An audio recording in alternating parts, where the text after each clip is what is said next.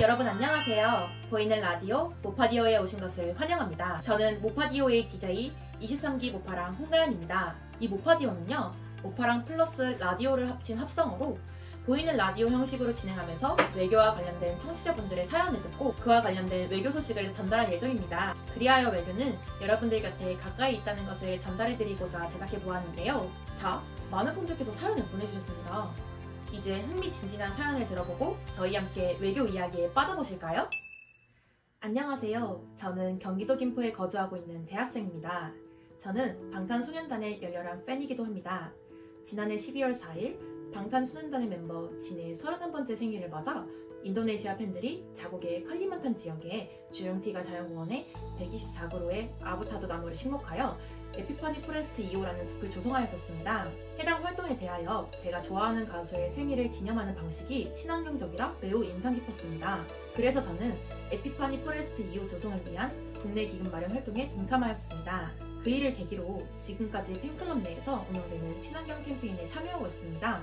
저희 아티스트와 팬클럽 외에도 K-POP 아티스트들과 팬들이 전 세계적으로 환경과 관련하여 어떤 활동들이 펼쳐지고 있는지 그와 관련된 K-POP의 파급력이 어느 정도인지 궁금하네요.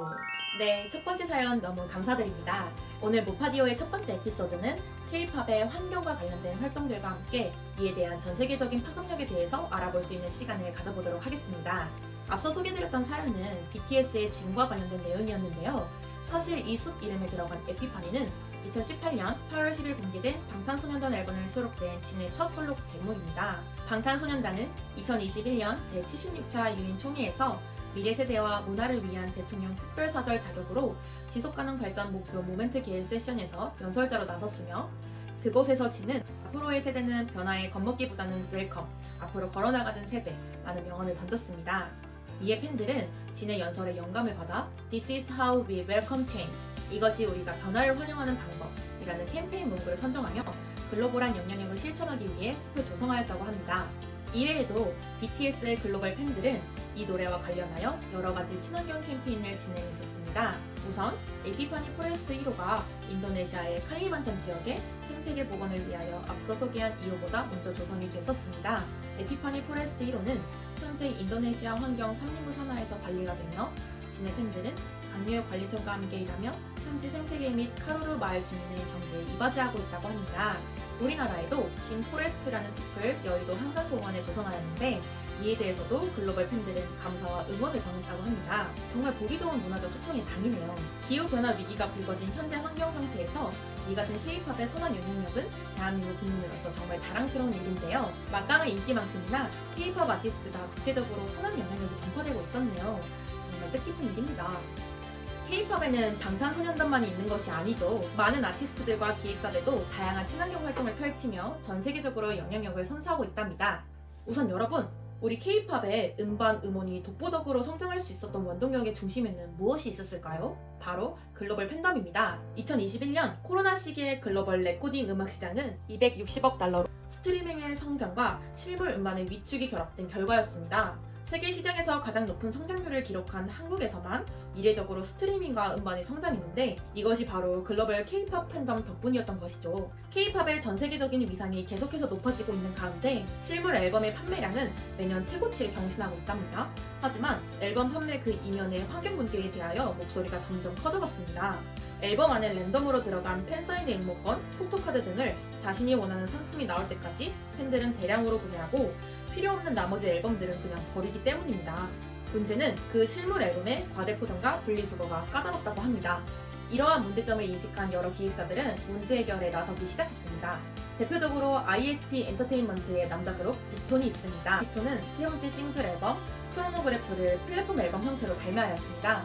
플랫폼 앨범은 실물로는 포토카드만 받고 CD만 빠진 형태로 다른 콘텐츠들은 어플에서 즐길 수 있는 온라인 앨범인 것입니다. 이외에도 청아, 트레저, 송민호, NCT 드림 등 아티스트들의 기획사들은 친환경 소재의 앨범을 제작하였습니다. 환경과 사회 문제에 관심을 가지고 문제를 해결해 나가려는 엔터테인먼트 산업계의 행보는 전 세계 K-POP 팬들에게 간접적으로라도 친환경적인 활동을 실천하게 해주는 것에 대하여 긍정적인 이미지를 심어주었답니다.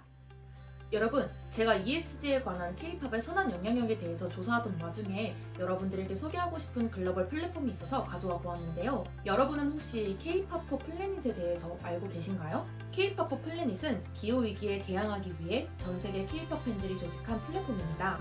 인도네시아의 대학생 누를 사리파가 주도하여 개설하였고 지금까지 무려 356개국에 52,026명의 K-팝 팬들이 참여하고 있다고 하는데요. 죽은 지구에 K-팝은 없다 라는 슬로건을 걸고 다양한 친환경 캠페인을 진행하고 있습니다. 대표적인 캠페인으로는 음악 스트리밍 업체들에게 100% 재생에너지 전환을 선언하고 자사 서비스에 어떠한 에너지원을 사용하는지 투명하게 공개할 것을 요구하는 멜로는 탄소맛 캠페인이 있고요. 또한 팬덤 포 프레스트라는 숲 입양하기 프로젝트를 진행하고 있습니다. 이 프로젝트는 기후위기를 가속화하는 원인 중 하나인 산림 파괴에 대하여 나무와 숲을 지키기 위해서 숲을 보호해 나가는 프로젝트입니다. 이때까지 K-팝 팬들이 보호하거나 조성한 숲이 감소시킨 탄소의 양만 자그마치 28,456톤이라고 합니다.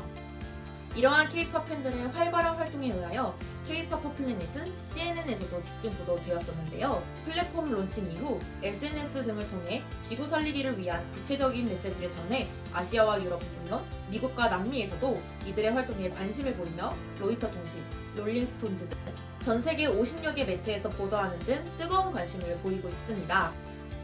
지금까지 K-팝을 통해 전 세계적으로 끼친 선한 영향력에 대해서 몇 가지 사례를 소개해드렸습니다. 대한민국을 문화 강국으로 만들어준 K-콘텐츠의 중심에는 K-팝이 있죠. 세계적인 위상을 가지고 있는 K-팝으로 전 세계가 하나의 공동체가 되어 범지구적 과제를 해결해 나가는 모습이 대한민국 국민으로서 자랑스러운 일이라고 느껴집니다. K-팝이라는 이름을 걸고 그 구성원들이 지속 가능한 환경과 사회 책임에 대하여 글로벌적으로 소통한다는 것은 곧 문화적 외교라고도 볼 수 있다고 생각하는데요. K-팝의 환경 문제에 대한 공동 관심사를 공유하고 논의하는 과정 등의 친환경 활동을 통해 이어진 국가 간의 연결고리를 잘 활용한다면 다양한 국가와의 연대와 협력이 K-팝으로 인해 수월해질 수 있다고 생각합니다. 또한 K-팝의 친환경 활동은 한국에 대한 긍정적인 이미지를 구축하고 강화시켜 한국의 소프트 파워를 증진시키는 데 기여할 수 있으며 이는 한국이 글로벌 정치 및 경제 무대에서 더 큰 역할을 할 수 있도록 도움을 줄 수 있습니다. 예를 들어 첫 사연에 잠시 언급했던 인도네시아는 중국을 대체하는 동남아의 새로운 무역시장이자 중요한 경제 파트너로 손꼽히고 있습니다. 이에 따라 한국 고유의 브랜드만의 자체적 정체성을 인도네시아에 확립시키는 것이 매우 중요한 상황입니다. 이러한 상황 속에서 K-팝의 친환경 활동으로 인한 연결고리를 적극 활용한다면 무역적 측면에서 한국이 유리한 승기를 거둘 수 있다고 생각합니다. K-팝을 통해 한국에 대한 브랜드 이미지와 가치를 높이고 한류 문화에 대해 긍정적이고 친근하게 느끼게 해주는 데 크게 기여하여 외교적 영향력을 강화할 수 있다고 생각합니다. 자 여러분, 오늘 모파디오의 첫 번째 에피소드 어떠셨나요? 모파디오를 통해 외교 소식을 더욱더 쉽고 재미있게 접할 수 있었던 시간이었으면 좋겠습니다. 다음번에도 재미있는 에피소드 들고 올 테니까요. 모파디오에 대한 많은 사랑과 관심 부탁드립니다. 이상 DJ 홍가연이었습니다. 감사합니다.